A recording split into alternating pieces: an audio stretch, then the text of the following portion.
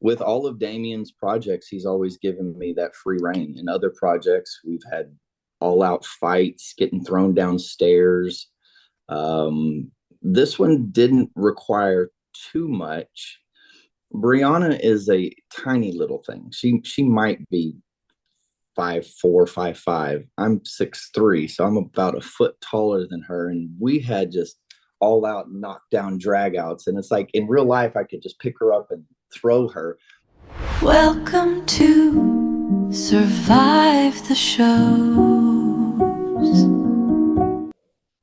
Welcome everyone to this exciting interview segment here at Survive the Shows.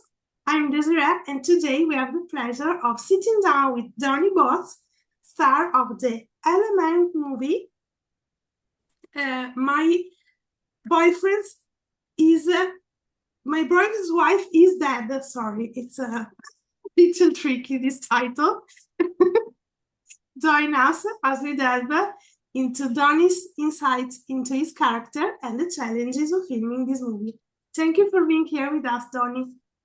Thank you for having me. It's a pleasure to be with you. For me too.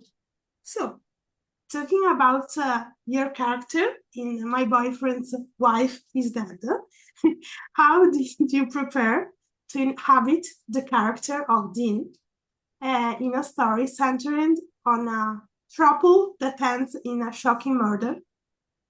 I don't know how anyone can prepare for this role. I got the phone call from Damien Romay, the director, and he and I have done about 5 projects together. So he always has me playing the bad guy. It's always a female-driven lead, and I get to play some interesting characters. My wife and my mother are like, when do you get to be the good guy? And I said, that movie will come, I promise. But because I'd worked with Damien and the producer, Jacobo, several times, I asked them when I read the script, I said, well, who do we have for the lead characters? And I hadn't worked with Brianna at that moment, but I had worked with Nicole. And so the character that Nicole played, that wasn't cast yet. And he says, no, we're still looking for that character. And I said, I have the perfect girl for you. And she and I had done a movie called Woman with My Face, another Lifetime film. And I said, you're not going to find a better girl than this. And when the second they saw her resume, she had worked with Brianna before. So they had good chemistry working together. I think they played sisters.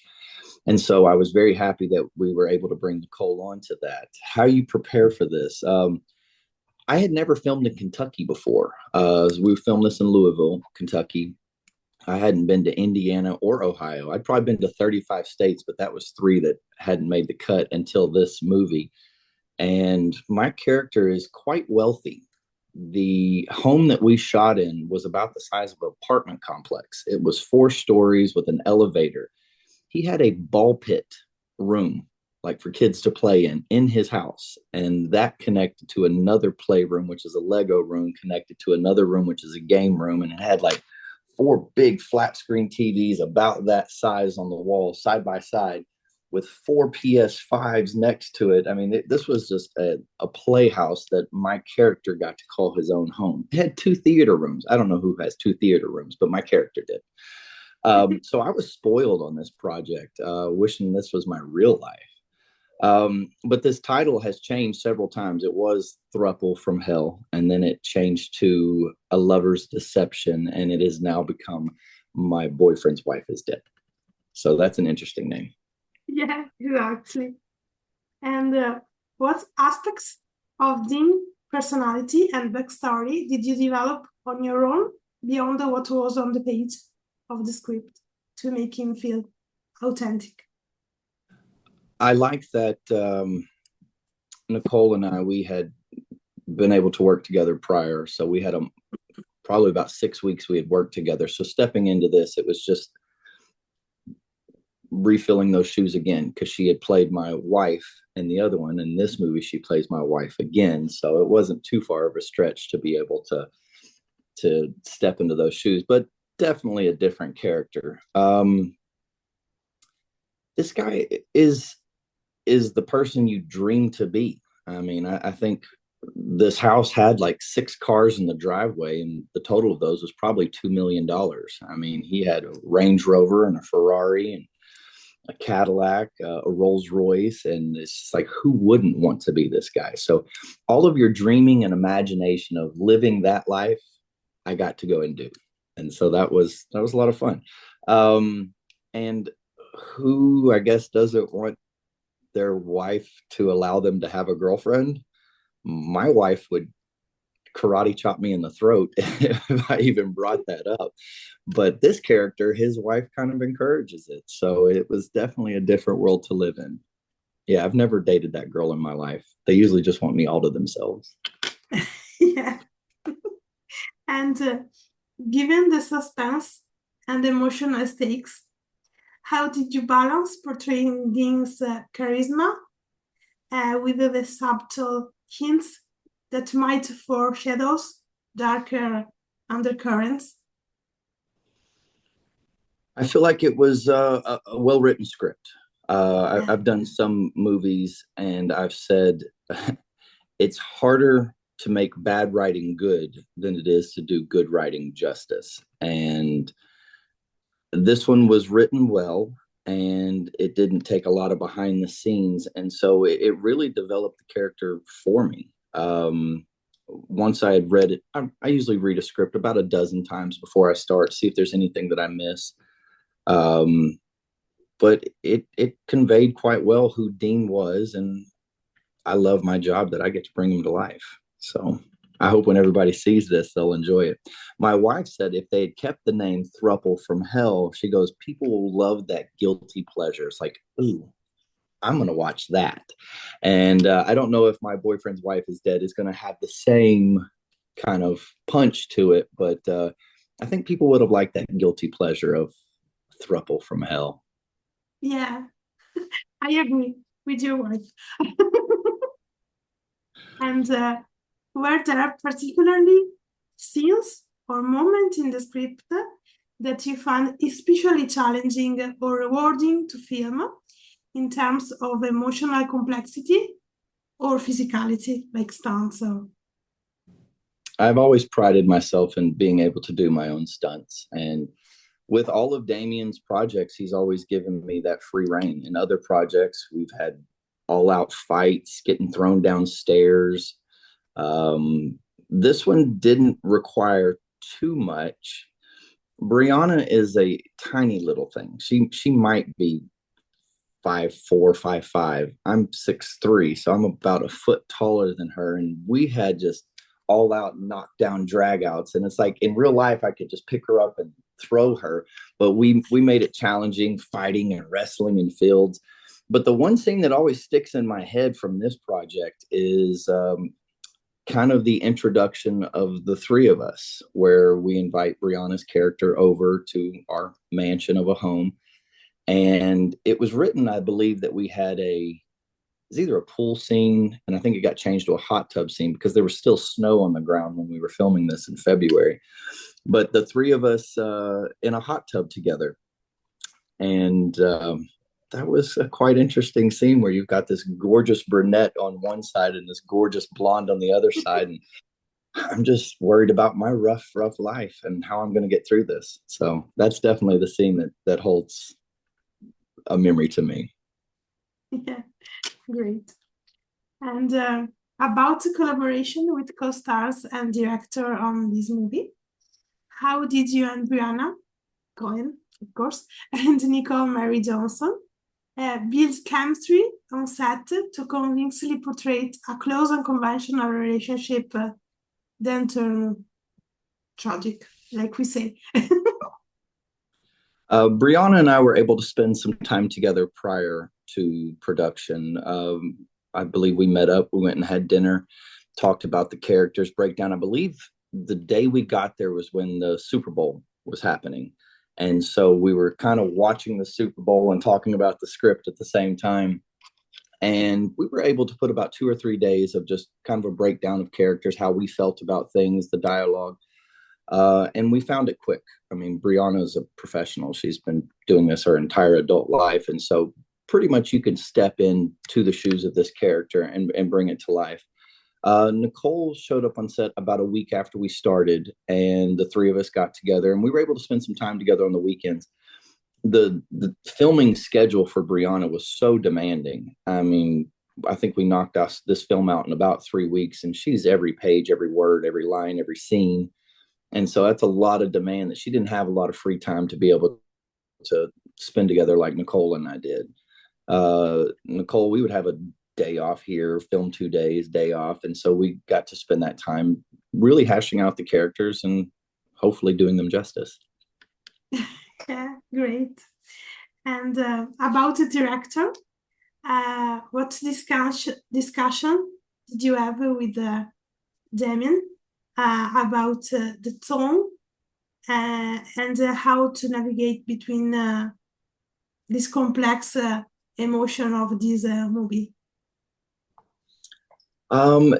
Damien, I don't know any filmmaker or director that works more than he does. I mean, he does about 12 projects a year. I mean, I think he works 3 weeks on, 1 week off, 3 weeks on, 1 week off. That's his life. That's what we all aspire for, is to have that type of schedule. At least I do.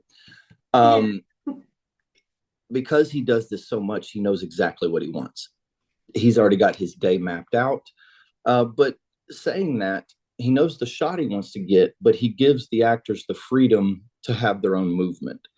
So pretty much he's like, he'll just lean back and go, okay, show me what you have envisioned yourself. And then Brianna and I would step in and just say, well, I think I would sit here. She would come in and sit here. And just because there's a big height difference, I would think it would be better for me to be seated and her standing. And so still we're kind of face to face. And we worked that out just in a blocking scenario that maybe Damien hasn't even thought about, like a height difference between us. But he gives us the freedom to do that. And if it works, yay, we move on, because we're moving at such a fast pace. That I've always liked that about Damien. He knows exactly what he wants. He conveys it, and we move very fast. He always uses the same DP. It's usually always the same team. Damien did have to step out from this production about a week into filming. He had something that pulled him back to Miami, but he had worked with Bruno Hernandez. I believe he is Argentinian, and he lives in Amsterdam. And so he's over there in Europe, and he films a lot there. And their style was completely different. Damien is the storyteller of the way the page is. Bruno adds so much more flavor to it, of artistic shots, things that I hadn't done with Damien. But just his very first scene, I saw how he was just different. I mean, the camera would be coming up on my back, and then just a slight little movement would zoom in on her. And those aren't things that we so much did with Damien. Damien has a lot of movement, keeping it interesting. But I feel like Bruno really created a lot of artistic shots that he created the time to get those in, because again, you're moving so fast, you don't always have time to create those. But I think the two of them are going to complement each other well, Damien and Bruno. That's amazing. And talking about some particular scenes, did you work with any intimacy coordinators or do some special workshop to ensure the triple dynamics? No. Okay. No. We live in a different world. The Me Too movement changed a lot with filming. And I feel like I've always been of my impression to just make sure your co-star is comfortable in these moments. And if the script reads something, I didn't write this, but the script says something, that I break it down with the actress and say, well, we pitch ideas to each other. And there's some actors and actresses that are just perfectly fine across the board. Yeah, let's just do it as the page reads, or they might adapt a little bit. And what's the big story with Baldoni, the film that he just had, where he got into his own little hot water, and innocent or guilty, who's to say? Yeah. I have my own opinion, but that's not for this show. But that makes you as an actor feel very cautious. It's just like, these are two lead actors on a multi-million-dollar film, and the movie's already out, and now the He Said, She Said comes out. So yeah, that had just broken right before we're starting this. And so that was my first conversation with Brianna. I said, so what's your opinion on this? And she gave me her opinion. That's for her. And I said, I just don't ever want to put myself in that position for you to think anything outside of that. And she's like, that's not me. I mean, Brianna is a consummate professional. And if I was to say something that was out of lines or hurt her feelings, she's not one to pull punches. She would just flat out tell me, you know what you said yesterday, that hurt my feelings. And I did say something and she said that, but it had to do with religion. It had nothing to do with the project. And Yeah. but I think that having open conversation and dialogue like that is just healthy as human beings, not just actors. But no, we didn't have any intimacy coordinators. I believe the three of us were all adults and we could just say, well, what do you feel comfortable with? Should we do it like this? If I put my hand on your shoulder or the small of your back, is that okay? And absolutely. If you sit in my lap on a scene, or if I dip you, or if we're dancing, whatever we were doing, you just have the conversation. And I've been on projects where you have very intimate scenes and I break it down. I said, okay, we're going to bust in the door. I'm going to kiss, kiss, kiss. I'm going to pick you up, wrap your legs around my waist, kiss, kiss, kiss, pin you against the refrigerator, kiss, kiss, kiss, turn around, put you on the bed, one kiss, one on the side of the neck, another kiss. You're going to roll me over on my back, shirt comes off, cut scene. You see, all of that it's a dance. But if you two can communicate and you're on the same page and there's no wild card choreography here, then I think that's what we can do as professionals. Now, I've been on other things where just even like a handshake, it's like, okay, we got to get an intimacy coordinator in here, make sure the handshake is proper. It's like you can take it too far. But these girls were great. I think that we worked well together. And I was actually texting them this morning saying, when is our next one? Because I would love to work with both of these girls again. That's amazing. So, talking about movies you've done in general, your career in general, you've done several thrillers and TV movies. How do you approach pacing and tension in a project like this compared to, say, a daytime soap or a drama series?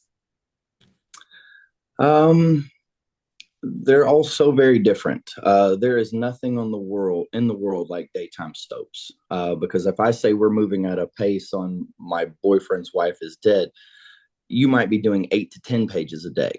On soap operas, you're doing about 80 pages a day. So you're flying, but you do have multiple cameras, 3 and 4 cameras, and you're getting things from certain views. You get one rehearsal, one scene, move on. And I think my heaviest day on Young and the Restless was probably 40 pages in a day. And people are like, how do you memorize all of that? And I would say an average day was still 25 pages. I joked with Brianna and I said, if we studied this hard in high school, we might have actually done something with our lives, because the amount of studying is very time consuming. Because just because you're working, say, from 8 a.m. to 4 p.m. or something, the day doesn't end there. Now you're studying for your next day, 4 p.m. till whenever you have it, to feel like you're ready for the next day.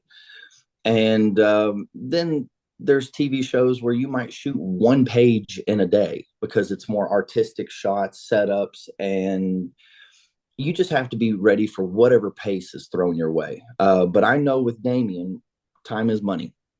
You've got 3 weeks. That's most of the time Lifetime, Hallmark. The way those films work out is you've got your set budget and you've got 3 weeks to get it done.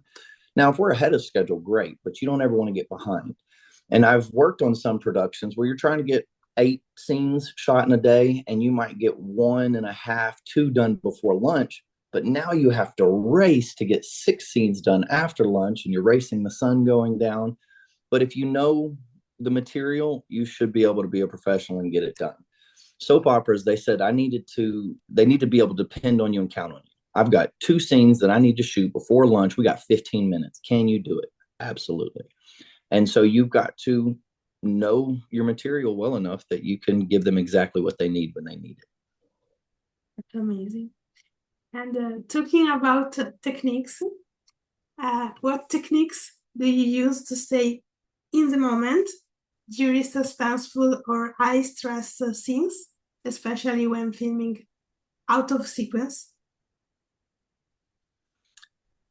Oh, that's a great question. Every actor has their own way of approaching things. For me, I have notes because let's say there's 80 scenes in this movie, and day one you're shooting scene 75. So it's like you had to have lived all of this, that you've broken it apart in your beginning, middle, end, and then even there, like in the middle of the movie, I'll have it broken down. So when I'm stepping into scene 75, for example, I said, okay, this has already happened to my character. This happened. Your shirt could be torn, and wardrobe helps you with that. Production helps you with that. But what's your mindset? What led you to this point? Because every character has an arc that got them to this place. And so if you've done your due diligence with the script and broken it down, who your character is, you know where you need to be by scene 75. Because usually you're shooting via location more than anything else, because you might only have this location for a day. For example, this mansion that we're shooting at in Kentucky, we had it for 1 week. So anything that was shot interior or exterior, which happens throughout the entire movie, was shot that first week of the movie. And then second week, now you're shooting scene one, scene two, things that develop the characters of what you've already shot. And so if you have an idea in your head of where the character has been, where they're going, and how you can interlace that at any time, that is the job of acting. Yeah, amazing. And for this specific movie, were there any physical preparation required for your role? As soon as they told me I had a hot tub scene, I went on a diet. I think I cut out all bread and sugar, no sodas. Dr. Pepper is definitely my guilty pleasure. I probably dropped 15 pounds in 2 weeks just cutting the bread and sugar, because you don't want to do a Lifetime movie and not be in shape. And so I felt like as long as I can keep my body about 2 weeks out from wherever I need to be, if I need to put on weight or if I need to lose weight. I learned that from Matthew McConaughey. I met him early in my career, and the guy runs like 4 miles a day. He keeps a pretty steady diet, and his rule is whatever role he's about to book, he needs to be 2 weeks out from being able to get his body where it needs to be. If I need to put on weight, then I start eating a lot of protein and I live in the gym. I mean, there's times that I've had to put 8 hours a day just in the gym. And then vice versa. If you're losing weight, if wherever my character needs to be, I kind of cut the diet down and I live on the treadmill. And I told Brianna before, I was like, yeah, I've lost about 15 pounds in the last 2 weeks. She goes, how in the world did you do that? And I was like, well, I was like 220 pounds to start. So it's easier to lose 15 pounds, but I'm a guy. Amazing. And talking about mental health, how do you decompress after filming intense or dark scenes? Do you have rituals to separate yourself from the character's emotional weight, or what did you do? That's a great question. I think that wise words that I've heard from great actors before me is I love to learn. That's why I do this business. Is every day you should be learning something new. That's what develops you as a human being and an actor. But I learned you leave your life at the doorstep of the job when you step in, and you leave the job at the doorstep before you go to your home. You don't let the two interact, because I might have got a speeding ticket on my way to work, or a family member passed away in your real life, or your dog died. Something tragic can happen, but I can't take that to set with me, because that doesn't do the character justice. And vice versa. No matter what your character has gone through, like you could be in an all-out knockdown fight, drag out scene, and I'm still got makeup and cuts and blood all over me from scene, but I step into my house and that's not the character that I am anymore. So it's very wise to keep the two separate. And some actors don't really do that. I mean, Daniel Day-Lewis stays in that world forever. I work with Aaron Eckhart. I mean, he's kind of that guy that stays in that zone for the full production. I try to work between action and cut. Now, you can't always do that. There's emotional scenes that are just draining. I mean, just suck your soul. And it's like you can't just jump out of that instantly. We are human. But I try to give myself time so that I don't let that bleed into my everyday life. And but again, it takes experience to know these things. All of these things, I wouldn't have known any of this in my early 20s when I started acting, but it takes experience and wisdom to learn that. That's great. And talking about your early career, uh, we were we were speaking about that before filming. Looking back at your modeling days and transition into acting after your your days in Milan, let's say so. How has those early experiences shaped you in resilience and choices as an actor? I am very thankful for the time I had in my modeling days. I was playing American college football, and pardon my cat. She's around here making some noise somewhere. There she is. She's probably going to come over here and join us in a second. Yeah. I'm thankful for that time of modeling because I think that traveling is living. Because you could be wherever you are right now, say in Venice, and to anybody in America, that sounds romantic and beautiful. But when you've been in Venice your whole life and you do the same thing every day over and over, it becomes has a lot of monotony to it, and just time can fly by. Between the ages of 19 and 25, I went to about 40 countries and got to see the world. That is its own education to be able to see the world. And I was a young man, 19 years old, and you didn't have mama, daddy, coaches, teachers holding your hand through things anymore. You had to figure out how you're going to get it done. I'm told, okay, hey, you just booked a job in Rome. Hop on a train. I'm 19 years old, hopped on a train in Venice, made it down to Rome, figured out the location, and you shoot for 3 days, and then you get the next job and you got to fly out of Rome to Hamburg, Germany. And I'm thankful for that. It made me grow up. I moved back from Paris when I was 23 to Dallas. I had a job back here, and an acting agent walked up and she said, "Have you ever done any acting?" And I was like, "I don't know. I played a robot in a sixth grade school play." And she goes, "Oh, that doesn't count." But she goes, you look like this guy. I want you to go try out for a movie." And so I was like, okay. And I tried out and I booked it. And I was like, this is awesome. But what I fell in love with was the training. It was a military movie called Saving Jessica Lynch. And it's a true story about an 18-year-old girl that was a POW in Operation Iraqi Freedom, probably right after 9/11. But it was the training. I had to go through military weapons training, military vehicle training, learned how to rappel. And they're paying you to learn all these amazing things. I'm like, this job is awesome. And I knew in that moment that this is what I want to do. And then I went to my second audition, third, fourth, fifth, and I booked them all. I just thought this is how it goes. And my agent's like, "Are you training somewhere?" And I go, "For what?" She's like, "For acting." I was like, they teach people how to do this? I mean, that's how green I was. And so after booking those first 5 auditions, I moved to Los Angeles thinking I'm Billy Badass Actor. I'm going to take over the world. I learned quickly that I was a minnow in an ocean. They didn't know who I was, didn't care to know who I was. But I learned a valuable lesson. Nobody will work harder for you than you.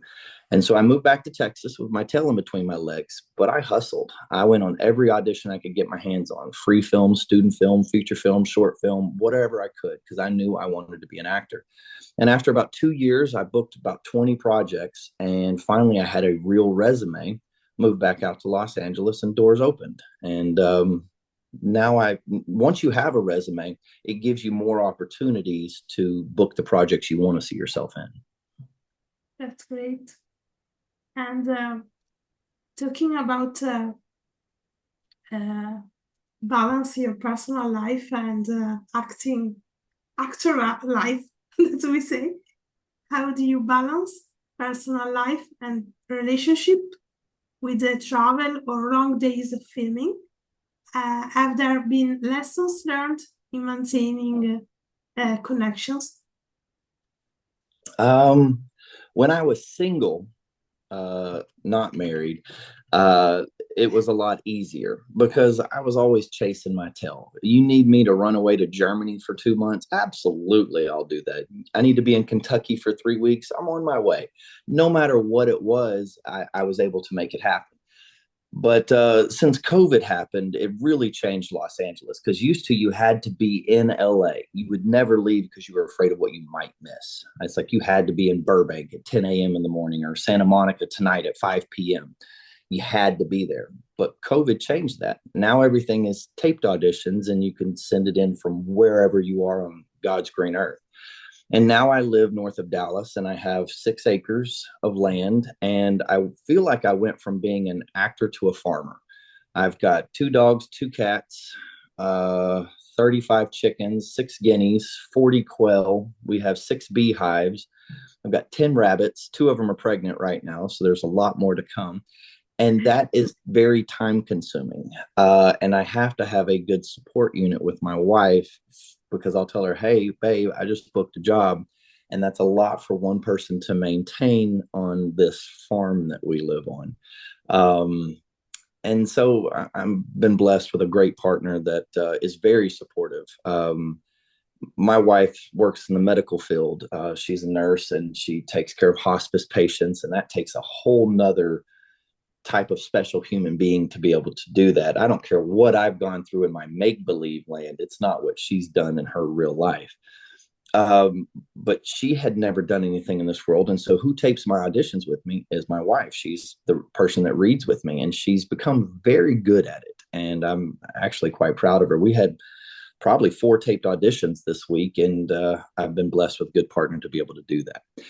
But she's supportive. My mother, my sister, my family has always been very supportive of me pursuing this industry. But the two don't really bleed together. Really, the only thing would be time. When you get pulled away, when I book a project, it's a vacation. That's really what it is. It's a vacation. I get to go do what I love, and you're usually in some amazing place to do it. So that's what my wife says. She goes, whatever, you're just making money to go on vacation. I go, absolutely. That's a great job. So if anybody wants to hire me and bring me on vacation somewhere, say when. I'll be there. That's great. And so the last question, as usually for me, can you share about something about your next projects? Yes, ma'am. I have tried to build teams over the year. I've got a Los Angeles team of guys that I work with. And when I say team, that usually consists of a writer, a director, a producer, other actors, and we're always trying to create. There seems to be a lack of productions right now in the world, especially in America. My manager, he's been in this business about 35 years, and he's never seen Los Angeles as slow as it is right now. In production in Los Angeles, there's like 17 projects. That's mind-blowing. I mean, I would say 2019, even up to COVID, there was probably 300 productions. Down to 17, it's a different world. So we're constantly trying to create. I've got a team in Texas, a team in Miami, a team in Atlanta, and we're always creating. My team out of Atlanta, we've got probably 3 projects in pre-production right now in the works of things that we've written ourselves. In Texas, my team here, we move at it seemed a much faster pace because I'm here on the ground and we can make things happen. But we just wrapped a project called Redemption, which was based lightly on a true story. But that was good. That was done with the Crumb brothers. It's 2 twin brothers, last name Crumb, Michael and Gerald Crumb. And we've probably got 3 projects in production right now with them as well. The key to all of these is funding. I mean, you can't make a movie without the funding. And so I think right now we're greenlit on one of them that we will probably be starting in mid-July. And that one's called The Hunt. I play a bad guy again. So it's always fun. Great. So this is it. Make sure, all of you, to quote My Boyfriend's Wife Is That, All Men on LMN this Friday night. And thank you, Donny, to join us today. I appreciate your time. It was very nice to meet you. Thank you. Nice to meet you too. and it was great. And thank you all for watching. Bye. Bye-bye.